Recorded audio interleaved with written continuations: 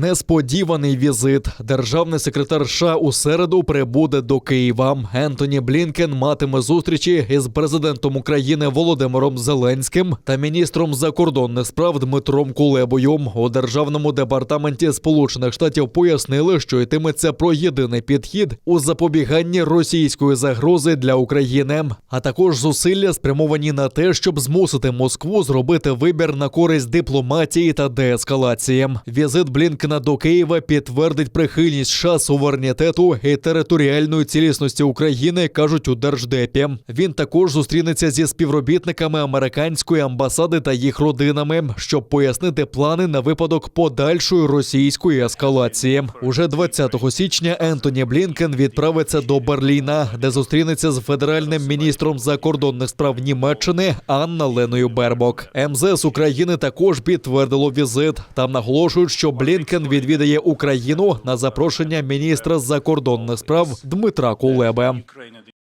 Візит стане продовженням тісної координації дій України та США задля стримування Росії від подальшої агресії. Дмитро Кулеба та Ентоні Блінкен проведуть переговори щодо подальшого втілення комплексного пакету стримування Росії, практичної підтримки України з боку США, активних дипломатичних зусиль із врегулювання російсько-українського збройного конфлікту, широкого спектру питань стратегічного партнерства України та США в безпековій, торговельній, інвестиційній та інших сферах. Москву чекають нищівні санкції, якщо знову задіє зброю проти України. Про це заявили сенатори США за підсумками візиту до нашої країни. У Києві двопартійна група мала зустрічі з міністром закордонних справ Дмитром Кулебою та президентом України Володимиром Зеленським. Після зустрічі з главою української держави сенатори пообіцяли Україні смертоносну зброю, яка потрібна для оборони. Йдеться, зокрема, про можливі поставки ракет «Джевелін» та переносних зенітно-ракетних комплексів «Стінгер», а також стрілецьку зброю та військові катери. Сенатор Річард Блюменталь наголосив, що Владімір Путін припустився найбільшої помилки у своїй кар'єрі, недооцінивши мужність українців. Що ми хочемо зробити, це запобігти тому, щоб це сталося. Ми хочемо бути стримуючим фактором, знайти рішення до того, як бійня розпочнеться. Нас дуже хвилює те, що ми бачимо, тобто скупчення великої кількості російських військ біля кордонів, а також гібридна війна, результатом якої стали кібератаки цими днями. Якщо росіяни зроблять жахливу помилку, використовуючи свої війська, то на них чекатимуть нищівні санкції, такі, яких вони ще не бачили. Ці санкції вплинуть на економіку Росії та конкретних осіб, які стоять за рішенням дестабілізувати суверенну, незалежну і вільну країну. Україна – незалежна, суверенна, демократична країна.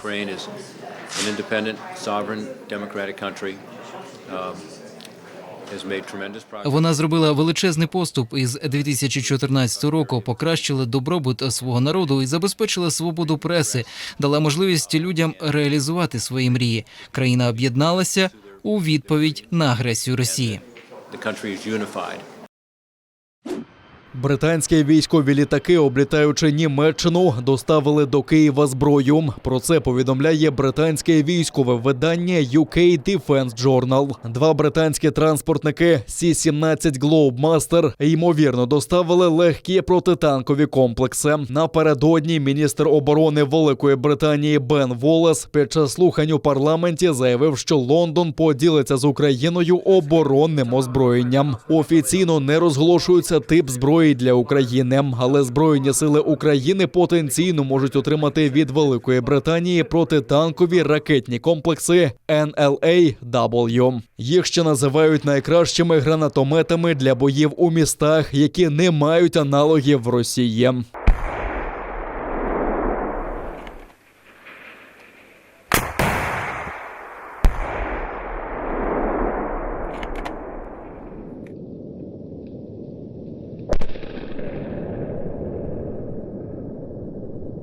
Цікаво, що на шляху до Києва британські літаки оминали територію Німеччини. Про це свідчать дані з ресурсу Flight Radar. У британському виданні UK Defense Journal пов'язується з тим, що Німеччина дотримується політики відмови від поставок зброї до України. Однак в Берліні заявили, що королівські ВПС не подавали запит на проліт німецьким небом. За рішення надати нашому війську британську зброю подякував міністр оборони України Олексій Резніков.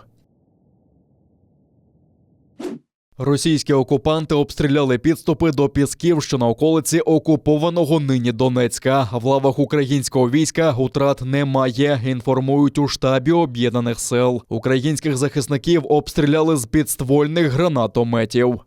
Завдяки зусиллям наших воїнів рубежі українських підрозділів залишилися незмінними. Станом на 11 годину поточної доби порушень режиму припинення вогню з боку російсько-окупаційних військ не зафіксовано. Підрозділи Об'єднаних сил продовжують виконувати визначені завдання з відсічі і стримування збройної агресії Російської Федерації. Окупаційний суд винесе заздалегідь написаний вирок, незважаючи на те, що у матеріалах справи відсутні прямі та об'єктивні докази обвинувачення, що приписуються. Таку заяву передав через адвоката перший заступник голови Меджлісу Наріман Джелял після ознайомлення з матеріалами так званої кримінальної справи. Його та братів Ахтемових окупанти звинуватили у диверсії на газопроводі у селі Перевальне під Сімферополем. Водночас Джелял звинувачує ще й в перевезенні та зберіганні вибухівки. За його словами, звинувачення базується на показах 3 засекречених свідків, які нібито бачили та чули те, що потрібно було слідством. Його, до слова, вже завершили. Справу передали до окупаційної прокуратури. Невдовзі почнеться так званий судовий розгляд. Очевидно, что сторона обвинения не будет утруждать себя доказыванием вины фигурантов данного политического дела, так как суд традиционно вынесет заранее написанный приговор. Тем не менее, мы с адвокатами готовимся к серьезному сопротивлению с целью в очередной раз разоблачить цинизм, подлость и лживость российской репрессивной системы. Призываю всех свободных людей в оккупированном Крыму, несмотря на политические репрессии, незаконные аресты, штрафы, пытки, как в случае с Нариманом Аметовым, придерживаться принципов и методов ненасильственного сопротивления. Справедливость восторжествует над силой. Пишіть листи. Дружина першого заступника голови Меджлісу Нарімана Джеляла, якого окупанти за надуманими звинуваченнями у диверсії утримують в Сімферопольському СІЗО, закликала усіх небайдужих писати листи політв'язням зі словами підтримки та інформацією про те, що відбувається у світі. За словами Лівіза Джелялової, довгий час її чоловіку та іншим політв'язням адміністрація СІЗО не передавала листи, тримаючи їх у повній ізоляції. Лише нещодавно політв'язні почали отримувати звістки, але цензуру проходять не усі. Написати листи можуть усі бажаючі, навіть ті, хто живе за кордоном, скориставшись сайтом Зона Телеком, через який можна надіслати електронного листа ув'язненим.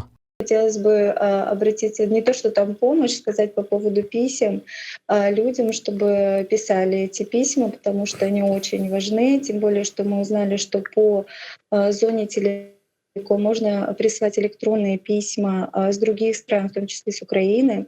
Поэтому есть возможность писать письма в поддержку их, потому что, сами понимаете, для человека, взявшего такую ответственность за других, важно чувствовать, видеть, слышать, что все его слова, действия некий отклик находят. Поэтому хотелось бы призывать всех писать письма. 8,5 тисяч випадків зараження коронавірусом виявлено на вільній території України минулої доби. 188 людей померли від цієї хвороби. 4 області – Івано-Франківська, Рівненська, Сумська та Чернівецька – знаходяться у помаранчевій зоні епіднебезпеки. Решта – у жовтій. Тим часом більше 14 мільйонів людей повністю щеплені від COVID-19. А в окупованому Криму зафіксували 283 нових випадки коронавірусу. І це за сумнівними підрахунками окупаційної влади півострова. 15 людей не змогли подолати цю хворобу та пішли з життя. Комендантська година і порожні готелі. В Індії посилюють антиковідні заходи на тлі поширення штаму Омікрон. У багатьох містах обмежено свободу пересування у вихідні, на дорогах перевірки. Ми пропускаємо тих, хто їде до лікарні. Також дозволено їхати на весілля, але має бути запрошення. Пересуватися між містами та штатами також можуть ті, хто щойно прибув літаком чи потягом, але потрібно показувати квитки. У деяких штатах учнів перевели на дистанційне навчання. Заборонено збиратися групами чисельністю понад 25 людей. Крамниці з другорядними товарами вихідними закриті. Заповнюваність ресторанів і готелів не має перевищувати 25%. Власники готелів нарікають на збитки. Наш готельний бізнес уже й так постраждав через 3 локдауни. Ми зазнаємо збитків, тому просимо владу змінити правила комендантської години у вихідні й дозволити нам працювати із 50% заповнюваністю. А це Дармсала. Зазвичай тут багато туристів, але не тепер. Навіть місцеві жителі менше виходять на вулицю, бо бояться заразитися коронавірусом. У наших готелях скасували майже всю броню на наступний місяць. Якщо невдовзі ситуація не поліпшиться, то як і минулого сезону у бізнесі буде спад. В Індії кількість нових хворих на ковід зростає з кінця грудня. Ось уже як кілька днів виявляють більше 250 тисяч заражених за добу. Але смертей не побільшало. За весь час пандемії в країні виявили 37 мільйонів заражень. Померли 480 тисяч людей. Майже 4 тисячі кримських школярів рекрутовані до юнармії минулого року. Про це повідомили в прокуратурі Криму. Починаючи від дошкільнят, окупанти пропагують службу в російській армії, наголошує очільник прокуратури автономії Ігор Поночовний. Так у кадетських училищах, загальноосвітніх школах та інших навчальних закладах створюють спеціальні воєнізовані класи. Там неповнолітніх учать військовій тактиці, стратегії та вмінню володіти зброєю. І усе це підживлюється мілітаристською пропагандою. До всього окупанти не приховують, що планують залучити до формувань юнармії кожного 10-го кримського школяря. Як воєнний злочин за статтею порушення законів та звичаїв війни, оскільки пропаганда, спрямована на забезпечення добровільного вступу в армію цивільного населення, заборонена статтею 51 Конвенції про захист цивільного населення під час війни 1949 року.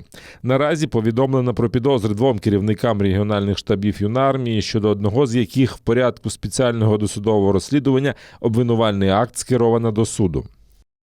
Торік у листопаді прокуратура Криму спрямувала до суду обвинувачення щодо керівника регіонального штабу юнармії окупованого Севастополя. Раніше прокуратура автономії спільно з Кримською правозахисною групою спрямували до Міжнародного кримінального суду в Гаазі подання з інформацією про мілітаризацію дітей в окупованому Криму.